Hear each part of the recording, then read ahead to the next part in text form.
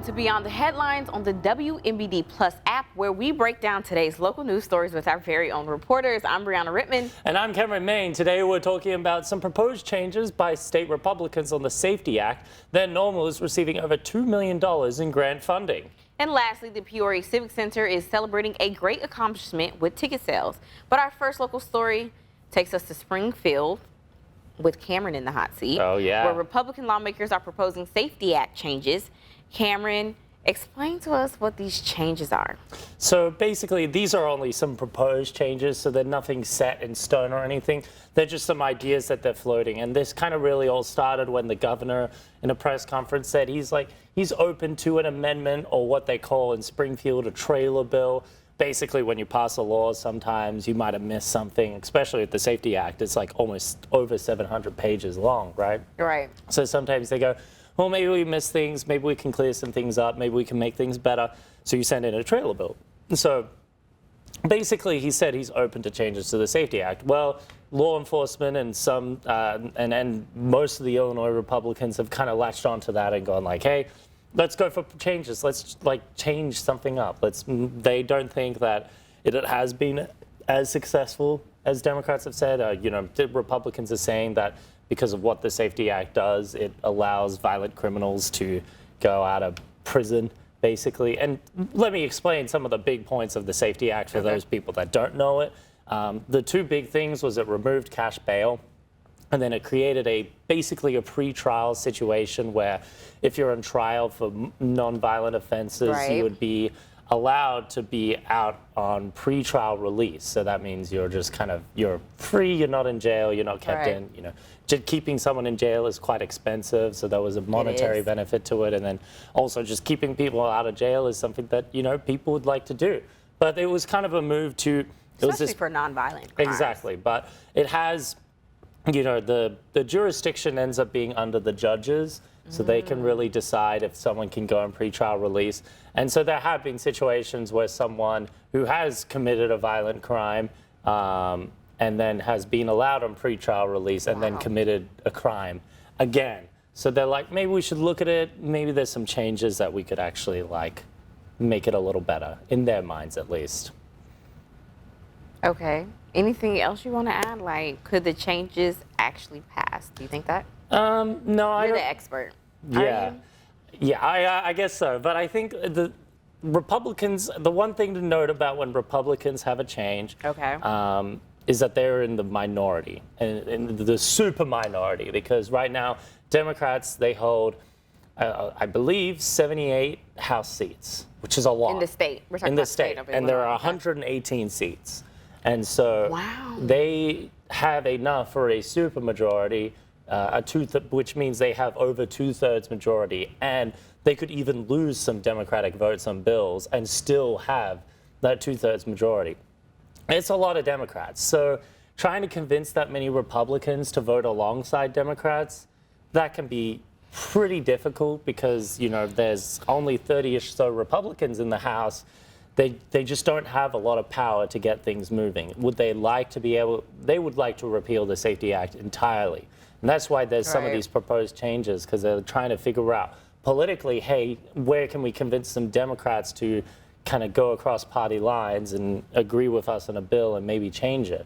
So I would say right now it is relatively unlikely, but again, there's no certainties when it comes to politics. When could there be a possible, vote? And I'm asking because you have also talked about redistricting. So how could all that, would there be an overlap possibly with that? Because that might change something. Yeah, that could. Yeah, I think as well with the maps as well, they only focus on congressional candidates because they're more focused on the midterms. And Republicans would say the map's already gerrymandered extremely in Democrats' favor right now.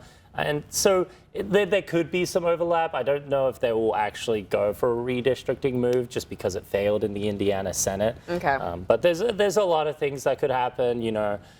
Anything can really happen that can change people's opinions, thoughts, and move some changes. But for now, I wouldn't hedge your bets on any changes to the SAFETY Act. Okay.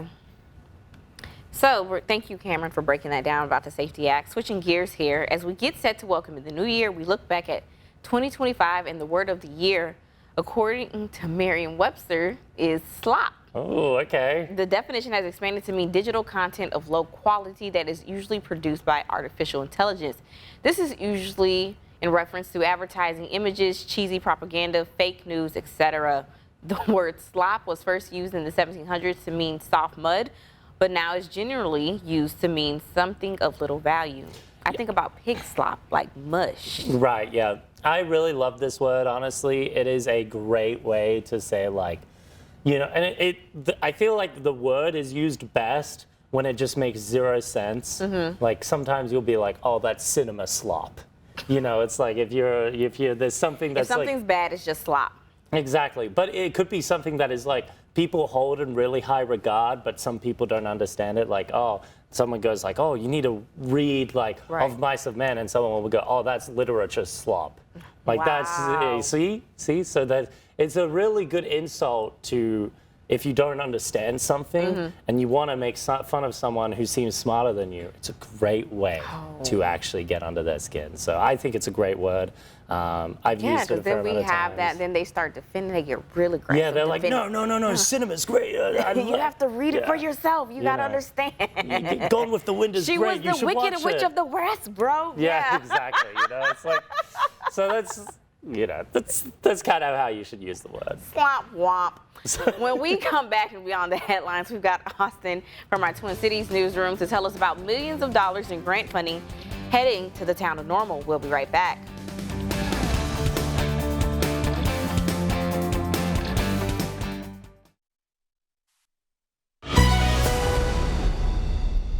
Welcome back. Another big local story of the day. The town of Normal is getting nearly $3 million in grant funding. WMBD's Austin Freeman joins us live from our Twin Cities newsroom to go over where the money is coming from and what town leaders plan to do with it. Austin, where did these grants come from? Yes, thank you, Cameron. So these grants came from federal, state, and local resources is what Kathy Olofsson told me. She is their communications director. But basically, they received about $2.8 million in grants this year, and the town has worked throughout the year to kind of collect these grants. That way, they can pay for things, different projects and whatnot throughout the community. Now, these grants could have gone to literally anyone in the community, in the state, or even nationally for some of these grants. So it's a pretty big deal that the town of Normal has received this much in grants. Now, the biggest grant that they've received is from the Illinois Department of Transportation. It will help pay for a replacement of the culvert over the creek on Vernon Avenue. It's a bridge grant is what I believe it is, but it will help pay for that replacement of that bridge, and that totals about $2 million, which is a very big chunk of the total amount of grants they've received. Okay, so we have a bridge project. Any other projects that this grant funding will go to, Austin? Yeah, so there's, like I said, the IDOT grant will help with the Vernon Avenue project. There is a community development block grant, which is totaling about $450,000, and that is going to be used for housing rehabilitation, down payment assistance for people of low and middle incomes in the town of Normal, I believe. So, that will just help with people who are maybe struggling to pay, a down payment, or their house is a little rundown and needs a good facelift. That money will help those people. Now, when I was talking with Kathy today, she believed that all of that grant money was already accounted for. People were able to go on their website and put in an application, I believe, and then they will receive that money come next year, I believe. But there's some other grants like library grants, to increase access to the library, and also to put LED lights into the library, which will help with energy costs and whatnot. They received a few art grants this year to kind of help bring more art to the town of Normal. Police grants, for helping with tools and training. And there's also a teen driving program that received a grant that will help kind of funds that. So there's a bunch of different grants that will go to many different places throughout the community to really help build a stronger community. All right, Austin, thank you. That sounds exciting. Yeah. I used to live near Vernon Avenue, and I know that creek and that bridge. Yes. And so, excuse me, don't know what happened to me there. But I'm really excited to actually see what happens with that bridge. So thank you, Austin, for breaking that down. Okay, well, we all know the infamous Spotify Wrapped. Saturday Night Live made us get imagining what an Uber Eats wrap would be like. Take a look.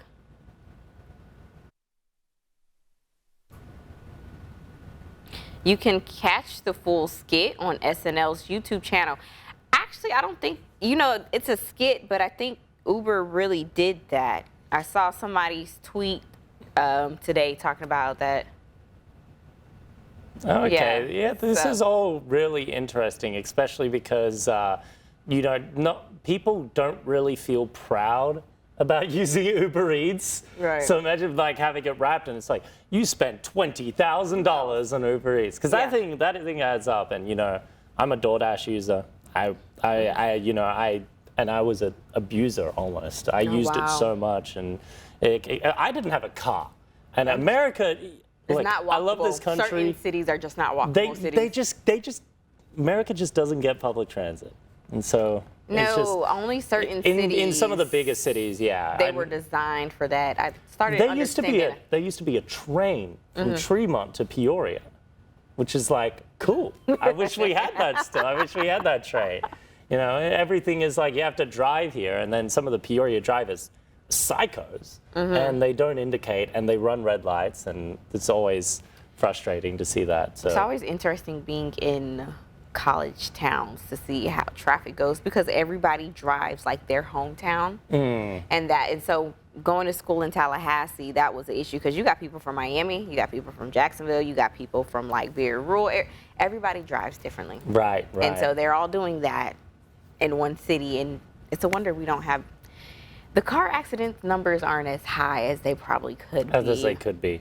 Maybe they're hiding them. Maybe they're like, let's just pretend that one didn't happen. Right. Yeah, let's just slip that one under the rug or But I do throw the think cars Uber- under the bridge or whatever.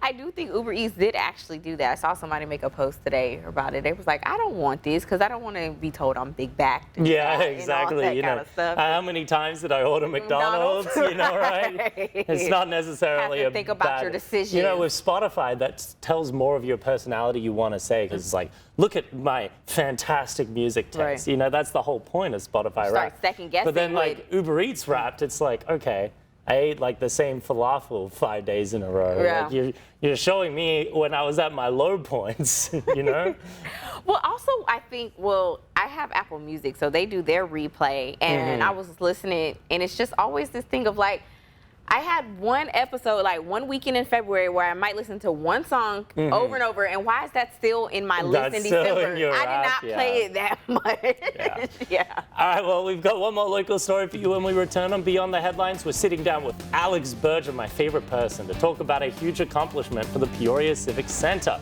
We'll be right back.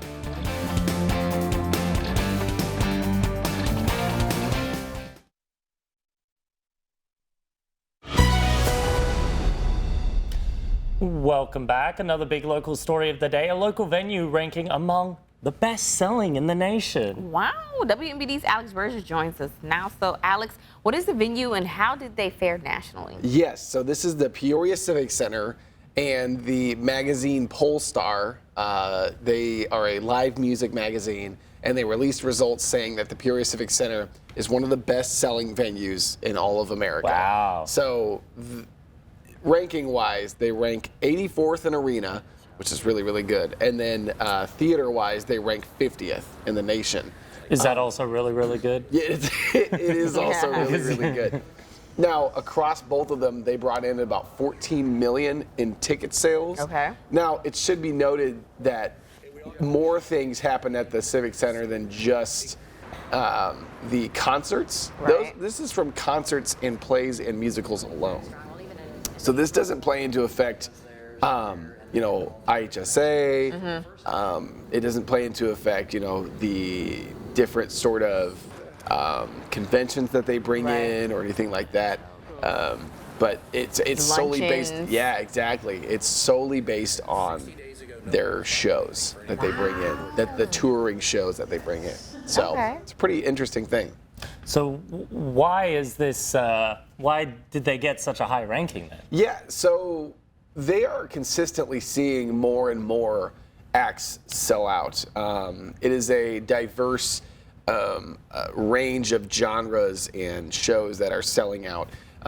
Two things that they've seen really good success in is stand-up comedy, and also country music has been a really big one as well. And then a band that they see come back, year after year is Shinedown. Okay. He said he's joked with them that they're kind of a house band of sorts, Right. because they're always, they love Peoria. And in talking to Rick Edgar, the general manager, and also JD Delfonso from Discover Peoria, one of the big thing of doing this kind of sales is their hospitality. So Rick said it's cool to get them once, but the big part is trying to get them again. Right. So they make a lot of investment in their hospitality, the back of house, just making sure that the acts are not only comfortable on stage but off stage, and making sure they have everything they need. And so their staff really work hard to make that happen. Okay, well, one year I got to see Monica there. Yep. She came, and then last year we closed out the year with Desi Banks. I got Yep. to interview him You here, did. He and then sat we right went in this room. sat on this couch, Yes. and then I went to the show, so it was great. So I've been fortunate to see some of the acts that have come through. Yeah. So what do they hope for the new year and beyond? Yes, so they're always scheduling new things. Anytime I talk to Rick, I always want to see what is the most interesting and cool shows coming up. While he wasn't able to disperse any upcoming information about that, there is a lot to be excited for. If you are a concert goer, if you are a sports fan, just glancing at their website, they've got the Harlem Globetrotters coming up in January. And I remember when I was in 8th grade, I went to the Harlem Globetrotters with my dad. Wow. And it's a really cool experience for if you're a kid. If you're a basketball fan, you can buy a basketball, bring it down, and all the players will sign it after the nice. game. And it's such a cool experience. We were actually courtside, pretty much. We were right behind the players. But I didn't understand at the time that they were actors. And so I tried to get their attention, and they don't look at you, and they don't talk at you. But it's a great Right. time. Yeah. And that's a big thing for the Civic Center. Along with that, they have a lot of different upcoming concerts. So they as well. they just get really busy. Right. They get really busy, and a lot of random stuff will also sell out. A lot of stuff that you wouldn't really expect to sell out can sell out. All right, well, thank you so much for breaking that down. Glad to be Appreciate here. it. Now we've got another story here. Braving the frigid cold at Soldier Field as the Bears hosted the Browns at Soldier Field. Football fan waiting for the game to start on Sunday amid frigid temperatures captured the weather's effect on her beverage, with video showing her soda becoming a slushie. Video posted to TikTok captures people laughing at the freezing state of the soda. The temperature at Sunday's noon kickoff was 8 degrees Fahrenheit, not Celsius, with a wind chill of 2 degrees below zero in Fahrenheit. Bears won the game with a 31-3 victory? Yes, that is Over the important Browns. information. Yes. That is... No sport. That event- is- no event is that serious. I missed a few events over the weekend because of the temperatures. Yeah, no. I also just don't can't. watch And sports. that's outside too. Yeah, I always felt bad for my family whenever they would go to my football games and it was like really cold because like they're bundled up just to see me on the Sitting there, sideline. right. You know what I mean? Just So I'm sitting like, there. oh my Also, Because god. at least as a player on the field, you're the active players Yeah. movement, not the bench warmers. hey, I Can was you even freezing. warm the bench? I was pretty cold. There. Well, What can I say? you're one of our sporting experts, and That's I'm nice not. of you. All right. Well, I guess we Yes. don't. I just got told to wrap, so we don't have time for that. There you go. Thank you for joining us for today's Beyond the Headlines. You can find all these stories and more over at our website, ciproud.com. For breaking news and weather updates 24/7, log on to CIProud.com and download the free CI Proud to Go mobile app.